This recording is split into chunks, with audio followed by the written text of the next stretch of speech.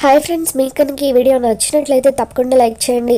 పెళ్లి రోజు కాబట్టి ఇంత ఆనందంగా ఉన్నారా అని చెప్పి భూమి అడుగుతూ ఉంటే, ఆనందం ఎక్కడుందమ్మా, ఏదో ఆ పెళ్లి కార్డు ఫోటోల మధ్య కనిపిస్తే అలా చూసి అక్కడ పెట్టానని చెప్పి అంటూ ఉంటుంది. అవును, పెళ్లి కార్డు కనిపిస్తే దానికి పసుపు కుంకుమ రాసి మరీ పెట్టారు అంతేనా అని చెప్పి భూమి అంటూ ఉంటుంది. నాకు తెలిసి అంకుల్ కూడా మీకు విషెస్ చెబుతారు అని చెప్పి భూమి అంటూ ఉంటే, అప్పుడే కృష్ణప్రసాద్ కరెక్ట్గా ఆ టైంకి ఫోన్ చేస్తూ ఉంటాడు.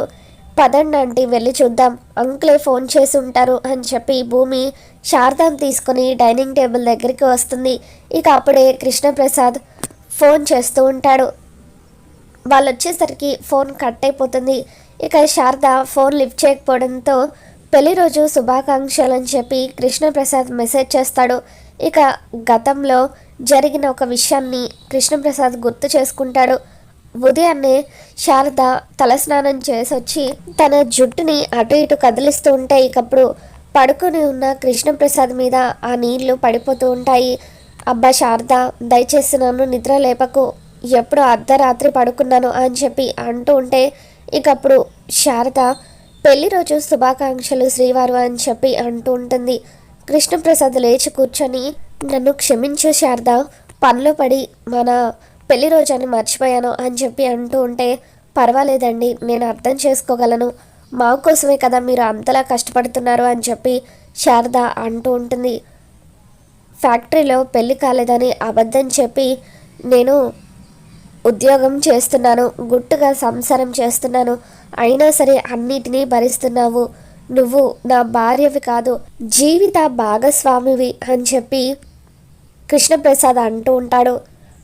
నీ రుణం ఎలా తీర్చుకోవాలో తెలియడం లేదు అని అతను అనగానే, ఇకప్పుడు అయితే ఒక పని చేయండి, కౌగిలించుకొని రుణం తీర్చుకోండి అని చెప్పి ఇక అలా శారద కృష్ణప్రసాద్ని ప్రేమగా హక్ చేసుకుంటుంది.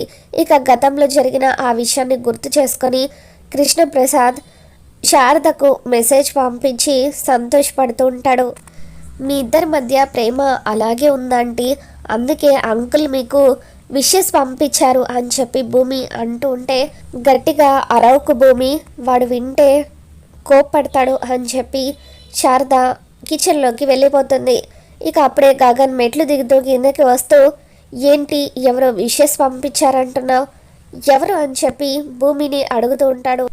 ఎవరు లేరు అని చెప్పి భూమి ఫోన్ని తన చేతుల వెనక్కి పెట్టేసుకుంటుంది. ఇకప్పుడు గగన్ మర్యాదగా ఫోన్ ఇస్తావా లేదా అని చెప్పి భూమి దగ్గర నుండి ఫోన్ లాక్కుంటూ ఉంటే, అప్పుడు భూమి సోఫా మీద వెళ్ళి పడిపోయి ఇక అలా తన రెండు చేతులు వెనక్కి పెట్టి ఫోన్ని గగన్కి దొరకకుండా దాచిపెడుతూ ఉంటుంది. ఇక అలా భూమి ఫోన్ని దాచిపెడుతూ ఉంటే గగన్ భూమి మీద పడి ఆ ఫోన్ని లాగేసుకుంటూ ఉంటాడు.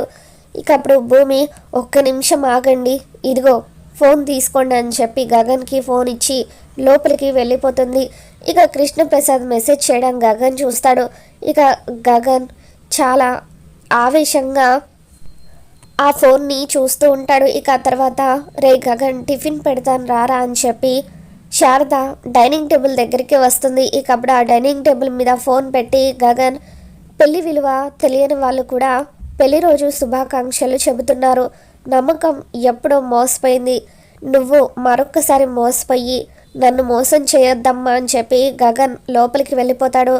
మరోవైపు శరత్ చంద్ర ఇంట్లో కృష్ణప్రసాద్, ఇందు, బిందు వీళ్ళంతా కూడా హాల్లో కూర్చొని ఉంటారు. ఇక అప్పుడు ఇందుని వాళ్ళ బామ్మ వచ్చి, ఏంటే పెళ్లి కూతురువి ఇలా రెడీ అవ్వకుండా అలా కూర్చొని ఉన్నావేంటి అని చెప్పి అంటూ ఉంటే, అప్పుడు ఇందు, ఇప్పుడు నేను రెడీ అయ్యి ఏం చేయాలి నానమ్మ, ఎందుకు రెడీ అవ్వాలని చెప్పి అంటూ ఉంటుంది. అదేంటే, కాబోయే పెళ్లి కూతురువి, ఇంటికి బంధువులు వస్తూ ఉంటారు కదా, వచ్చిన వాళ్ళకు ఈ అమ్మాయే పెళ్లి కూతురు అని తెలియాలి కదా అని చెప్పి ఆవిడ అంటూ ఉంటుంది. అయితే వచ్చిన వాళ్ళ కోసం నేను బొమ్మలాగా రెడీ అయ్యి అలా కూర్చొని ఉండాలా అని చెప్పి ఇందు అంటూ ఉంటుంది. ఇక ఇంతలో అక్కడికి ఇందుని పెళ్లి చేసుకోబోయే వంశీ వస్తాడు. ఇక ఇంట్లోకి వంశీ రాగానే ఇందు సిగ్గుపడుతూ లోపలికి వెళ్ళిపోతుంది.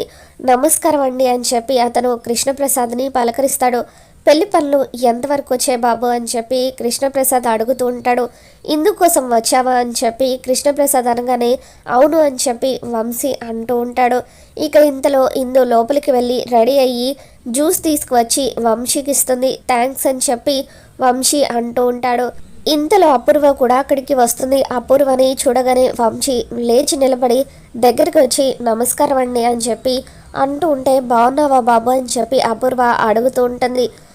తర్వాత ఇంతకీ ఏం పని మీద వచ్చావని చెప్పి కృష్ణప్రసాద్ అంటూ ఉంటే ఈరోజు మా ఫ్రెండ్స్కి బ్యాచిలర్స్ పార్టీ ఇవ్వబోతున్నాను, ఇందుని బయటకు తీసుకువెళ్దాం అనుకుంటున్నాను అని చెప్పి వంశీ అంటూ ఉంటాడు. అప్పుడు కృష్ణప్రసాద్ పెళ్ళి కాకుండా అమ్మాయిని బయటకు తీసుకువెళ్ళడం ఏంటి బాబు, పెళ్ళి తర్వాత తను నీ భార్య అవుతుంది కాబట్టి నీ భార్యను ఎక్కడికి కావాలంటే అక్కడికి తీసుకువెళ్ళు అని చెప్పి కృష్ణప్రసాద్ అంటూ ఉంటాడు. ఇక అప్పుడు అపూర్వ వంశీకి సపోర్ట్ చేస్తూ ఇప్పుడు వెళ్తే తప్పేముంది, ఎలాగూ వంశీకి కాబోయే భార్య కదా ఇందు, అతను బయటికి తీసుకువెళ్ళడంలో తప్పే ఉంది అని చెప్పి ఇక అలా అపూర్వ వంశీకి సపోర్ట్ చేస్తూ ఉంటే ఇందు కూడా వెళ్ళి అపూర్వ పక్కన నిలబడుతుంది.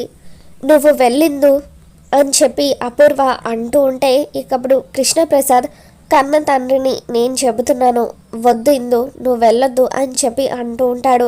ఇకప్పుడు అపూర్వ నువ్వు కన్న తండ్రివా, కన్న కూతురుకొచ్చిన సంబంధాన్ని మరొకరికి పంపించావు, అటువంటి నువ్వు కన్న తండ్రివా, నీకు అసలు మాట్లాడే అర్హత లేదు, నీ కూతురు నీకెంత విలువిచ్చిందో నిశ్చితార్థం రోజే అర్థమైంది, అసలు నీకు ఏమాత్రం విలువ ఇవ్వడం లేదు కాబట్టే నీ స్థానంలో ఆ రోజు మేం కూర్చున్నాము, అందుకే నేను చెబుతున్నాను ఇందు నువ్వు బయటకు వెళ్ళు అని చెప్పి అంటూ ఉంటే ఇందు అలాగే అత్తయ్య అని చెప్పి ఆనందంగా వంశీ చేయి పట్టుకొని బయటకు వెళ్తూ ఉంటుంది. ఇక అలా అపూర్వ అందరి ముందు కృష్ణప్రసాద్ని ఇంట్లోనే అవమానిస్తూ ఉంటుంది.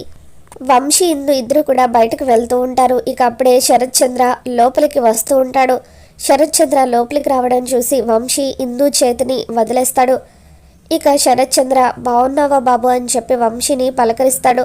తర్వాత కృష్ణప్రసాద్ అక్కడికి వచ్చి నువ్వు ఇందుని ఏదో పార్టీకి తీసుకువెళ్తానన్నావు కదా, ఆయన మా ఇంటి పెద్ద, ఆయనకు ఒక మాట చెప్పి తీసుకువెళ్ళు అని చెప్పి అంటూ ఉంటాడు. ఇక అప్పుడు వంశీ ఇందుని బయటకు తీసుకువెళ్దాం అనుకుంటున్నానండి, మా ఫ్రెండ్స్కి పార్టీ ఇస్తున్నాను అని చెప్పి అంటూ ఉంటే కృష్ణప్రసాద్ బ్యాచిలర్స్ పార్టీ అన్నావు కదా అని చెప్పి, బ్యాచిలర్స్ పార్టీ అంటే రాత్రి 10ంటికి మొదలవుతుంది, అర్ధరాత్రి ఏ టైంకి అయిపోతుందో కూడా తెలీదు అంతే కదా అని చెప్పి అంటూ ఉంటాడు. ఇక దాంతో వంశీ కంగారు పడిపోతూ ఉంటాడు. అప్పుడు శరత్ చంద్ర పెళ్ళి కాకుండా అమ్మాయిని బయటకు తీసుకువెళ్ళడం ఏంటి, అయినా కన్న తండ్రివి నువ్వు చెప్పాల్సిన అవసరం లేదా, నన్ను అడగమంటావేంటి అని చెప్పి శరత్ చంద్ర అంటూ ఉంటాడు. ఇక అప్పుడు కృష్ణప్రసాద్ నేను ఆల్రెడీ వద్దని చెప్పానండి, కానీ అపూర్వ గారే తీసుకెళ్ళమన్నారు అని చెప్పి అంటూ ఉంటాడు. ఇక దాంతో శరత్ చంద్ర అపూర్వ మీద సీరియస్ అవుతూ ఏంటిది అపూర్వ, పెళ్ళి కాకుండా అమ్మాయిని బయటకు తీసుకువెళ్ళమని చెప్పడం ఏంటి, అదే మన కూతురు నక్షత్ర అయినా ఇలాగే పంపిస్తావా అని చెప్పి శరత్ చంద్ర అపూర్వ మీద మండిపడతాడు. అమ్మ ఇందు నువ్వెక్కడికి వెళ్ళట్లేదు, గదిలోకి వెళ్ళు అని చెప్పి శరత్ చంద్ర గట్టిగా అరవగానే ఎక్కడి వాళ్ళు అక్కడ గదిలోకి వెళ్ళిపోతారు. ఇక అలా అపూర్వని శరత్ చంద్ర దగ్గర కృష్ణప్రసాద్ ఇరికించడంతో కృష్ణప్రసాద్ని చూస్తేనే అపూర్వకు ఒళ్ళు మండిపోతూ ఉంటుంది. మరోవైపు గగన్ ఇంట్లో అమ్మ భూమి స్వీట్స్ చేశాను రామ్మ అని చెప్పి ఇక అలా శారద పిలుస్తూ ఉంటే అప్పుడు భూమి దేని గురించో ఆలోచిస్తూ ఉంటుంది. ఇక ఆ ట్రావెల్ ఏజెన్సీ అతను 50,000 అడిగిన విషయాన్ని గుర్తు చేసుకొని ఆంటీ నాకు ఒక సమస్య వచ్చి పడిందని చెప్పి అంటూ ఉంటే ఏం సమస్య అని చెప్పి శారద అడుగుతుంది.